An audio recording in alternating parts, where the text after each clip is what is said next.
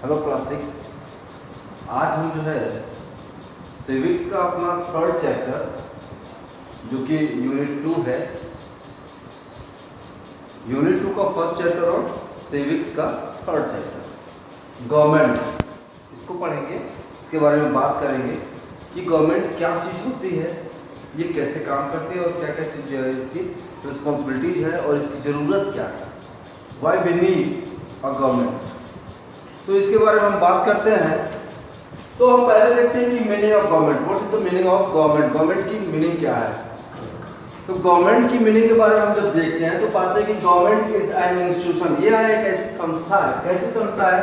तो ये काम क्या करती है? That makes political decisions to run a country, किसी भी देश को चलाने के लिए जो भी संस्था पॉलिटिकल डिसीजंस को लेती है, मतलब कि पॉलिटिकल डिसीजन मेकिंग इंस्टीट्यूशन जो है वही संस्था गवर्नमेंट कही जाती है, सरकार कही जाती है।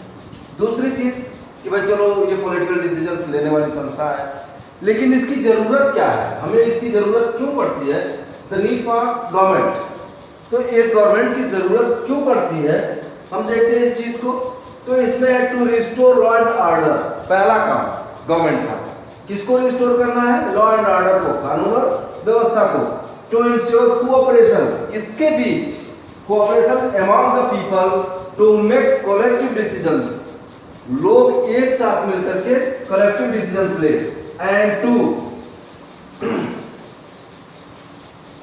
गेट थिंग्स डन, और जिससे क्या हो, चीजों को किया जाए। वी नीड ए गवर्नमेंट, इसके लिए हमें जो जरूरत होती है गवर्नमेंट की। मतलब कि लॉ एंड ऑर्डर को रिस्टोर करने के लिए, लोगों के बीच सही से चीजें हो पाए, वेल हैपनिंग हो पाए, इसके लिए उनके collective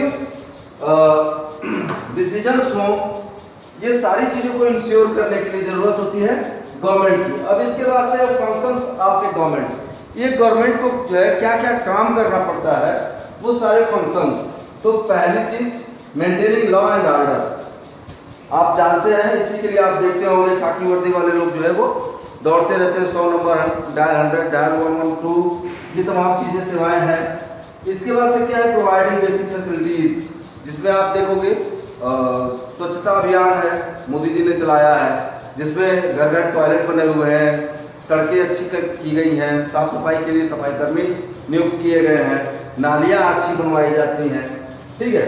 action for social issues, जो भी सोशल मैटर हो जाता है, कहीं हिंदू मुस्लिम का लड़ाई हो गया या कहीं जो है किसी और मामले को लेकर के बलवा हो गया, इन सारी जो भी चीजें हैं, जो भी सोशल मसले हैं, जैसे हरियाणा और वेस्ट यूपी में जाओ तो वहाँ खाप पंचायतों की जो समस्या है, तो ये बहुत सारी सोशल इश्यूज हैं। इसके अलावा आप देखोगे तो वीमेन एम्पावरमेंट के लिए, चाइल्ड केयर के लिए, ठीक है, जो भी हमारे एल्डरली पीपल है, डिपेंडेंट्स, हमारी जो पॉपुलेशन है, जैसे आप देखोगे शुरुआत से लेकर के 14 साल तक के जो बच्चे हैं और 60 साल से प्लस लोग, ये क्या होते हैं? डिपेंडेंट्स होते हैं, मतलब ये लोग जो है डिपेंड होते हैं, और इस वजह से इनके जो भी जरूरतें होती है उसको पूरा करने, ये सारे जो है सोशल इशू है, उस पर काम करने के लिए। प्रोटेक्ट द बाउंड्रीज, हमारी आर्मीज हैं, आर्म फोर्सेज हैं, जो हमारी बाउंड्रीज पे लगी रहते हैं और वो जो है हमारी बाउंड्रीज की सुरक्षा करती है, रक्षा करती हैं।